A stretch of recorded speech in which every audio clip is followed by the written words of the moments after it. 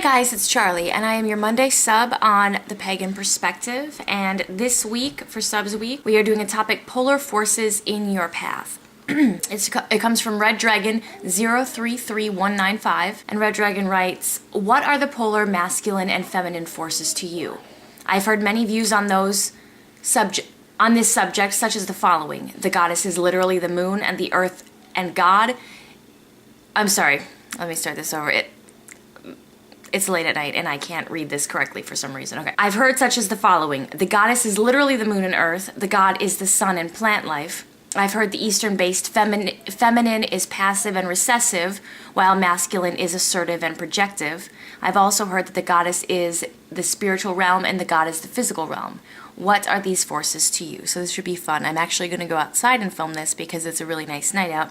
And I haven't done a night video yet, so we'll head outside. So, I've tried doing this video a couple times, but there is something in the air right now that I'm just having a really hard time articulating what I'm trying to say, so I'm going to try doing this again. You'll notice I am not outside. The reason I'm not outside is because, didn't want my neighbors to hear me in case one of them came out, but it's a really nice February night out. I actually didn't even need a coat in Wisconsin, which is really, really uncommon. Talking about feminine and masculine, I do want to address that statement that some people believe, and you've heard that some people believe that the moon is literally the goddess, the sun is literally the god, and so on and so forth. I don't personally believe that myself. I do know that some people do, and that's totally fine, whatever works for them in their practice. But I don't consider myself a dualist. I think that dualism has kind of, that's what's led to a lot of problems in the world. For me, when I view the energies around us, I view everything that exists conceptually and tangibly as part of divine source, as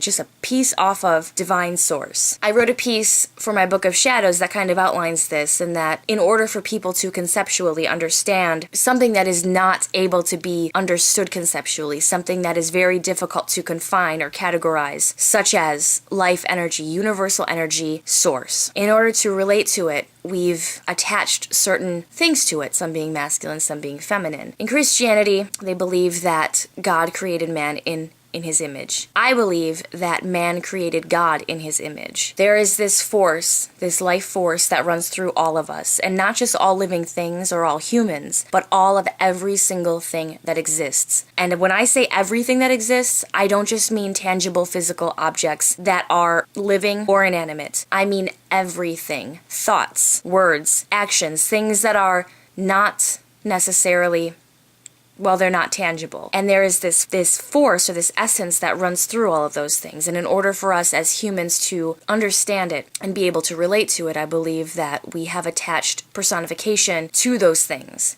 And so I believe as gods and goddesses more as archetypes. And it was really difficult for me to decide, how am I going to choose gods and goddesses in my practice if I don't believe that they are literally beings. I don't believe in them as being literal. I believe in them being very metaphorical, symbolic. And so I decided just to kind of look at these thought forms as friends, because I believe that thought forms do, sort of like imaginary friends. When little kids have an imaginary friend, and we won't talk about the ghost side of that and how oftentimes when they have imaginary friends, they're really having friendships with spirits. But when we're talking about imaginary friends, to that child, that imaginary friend is very much real, and very much they are able to relate to that imaginary friend and interact with that imaginary friend. That belief and that innocence and that trust that they have in that imaginary friend is able to give that imaginary friend power. The same thing goes with like demons and negative entities that are non-human. I don't believe in them, so I don't experience them. I don't experience them in my reality because they're not part of my reality. I don't believe in them. Just like some people, if they do believe in them and they do have them as part of their reality,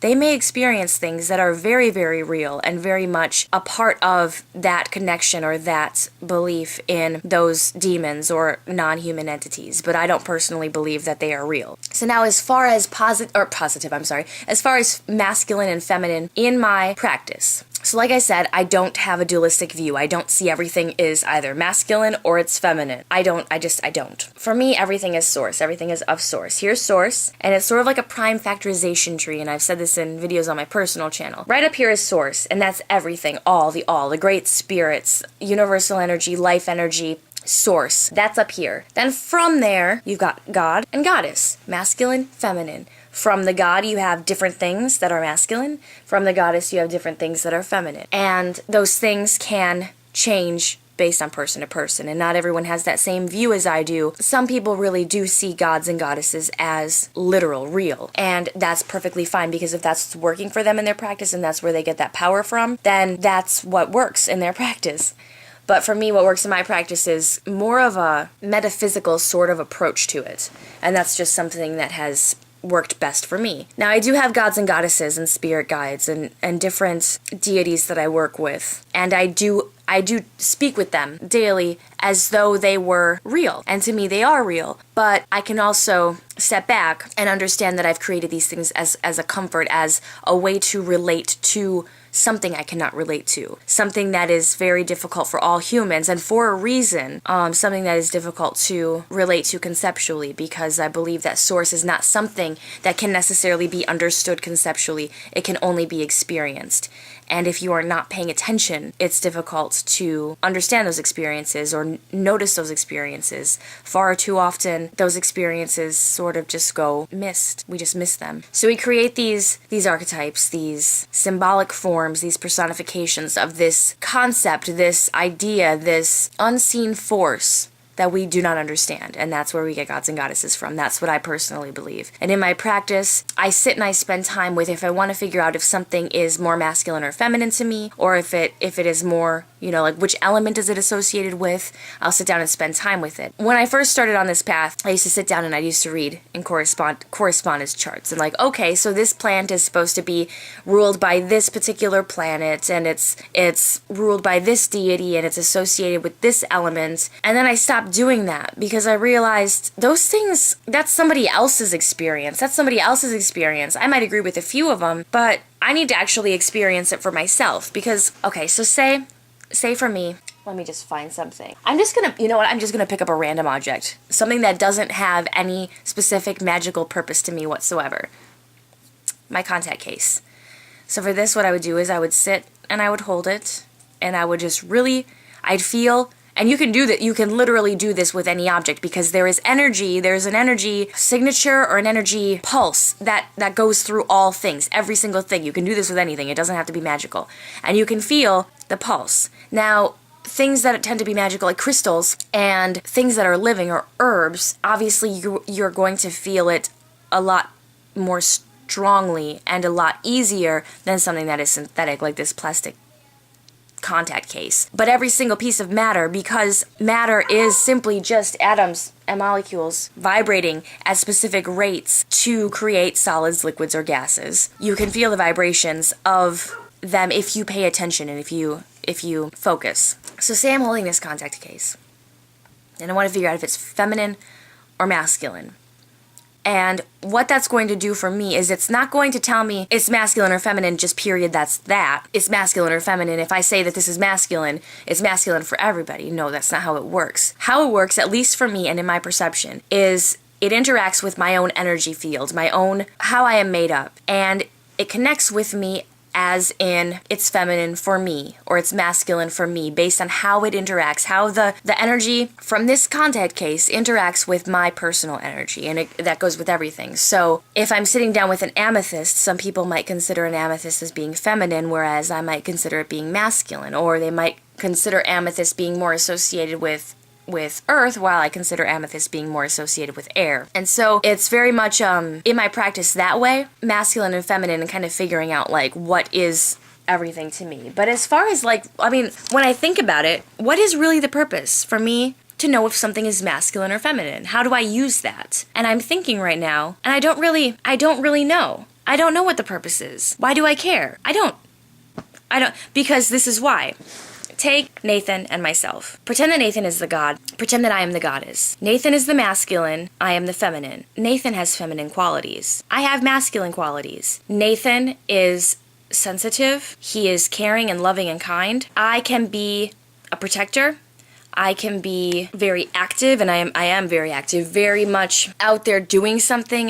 Nathan is actually a little bit more withdrawn than I am. So even within masculinity and femininity, unless you really break it down and make it absolutely raw that this is just all masculinity and this is just all femininity, they carry traits of each other and it blends and it blurs, and that's why I have an easier time relating to source as a whole than relating to masculine or feminine. And then if you do have just specific masculine, raw masculine energy versus raw feminine energy, then that's actually like one level up from god and goddess, because every single god and goddess that I have read about or researched or worked with every goddess has masculine qualities, every god has feminine qualities. So I guess I don't really use masculine and feminine in my practice to an extreme that it's something that is noticeable. What I will say is that I do, how I view like the feminine side of things would be all of the things that are like in the subconscious. So doing any sort of dream divination, doing any sort of shadow work, doing anything relating to the subconscious, to me that would be something pulling up the feminine energy. Anything for me relating to say like work or things in the physical world. I can't even say things in the physical world because there's so many aspects of feminine energy in the physical world that I can't say that. But say I'm something that I see as very masculine, say being a provider and providing for my family, that I would see as something to, okay, here, let me give a better example. So say what I want to do is say that I want to really be successful and I want to have a place, a workplace where I'm able to be creative. The masculine side for me, I would view that more as the action, the doing, the going out and finding the applications or doing my resume, the going out, the having the interviews, getting out there. That would be more of the masculine side for me. Whereas the feminine side would be the meditation on what do I really want? What am I looking for in a different career? It would be I'm going to go to sleep and have dreams and I'm going to try to meditate with this in my dreams, and it would be kind of the subconscious pulling upon that, drawing upon that to figure out what I really want, what's going to make me the most happy. And then the God side or the masculine side would be carrying out on that and putting it to action. I guess a more simplified way of saying it is that the feminine to me is the thought form, the seed, the egg, if you will, of an idea. Because every single thing you do, every single thing that you do in life, if it's something as common or insignificant as scratching your nose, every single thing that you do in life starts out as a thought. It's that seed, it's that egg, it's that boop, here's the thought, and then you do something with it, whether it's saying something or physically acting, doing something, scratching my nose. It started out as my nose itches, and it's that quick, my nose itches. And it starts out as that egg. So for me, that thought, that idea, that creative spark is the feminine. And then the action, the movement of the body, the making the necessary changes to get to my goal or to make my idea happen is the masculine. Yeah, I guess that's the easiest way I can put it. I'm really interested to hear topics or this topic covered by the rest of the subs this week, and stick around because I'm sure there's going to be some awesome ideas. I don't know if we have any subs. I'm interested to see if there's anyone here who literally believes that the moon is literally the goddess and that the sun is literally the god. I would like to kind of understand the why behind that, or I would like to understand like how, like what's the thought process behind that, like seeing something as literal and not symbolic or archetypal. So, alright, I will talk to you guys all later. I love you. Blessed be.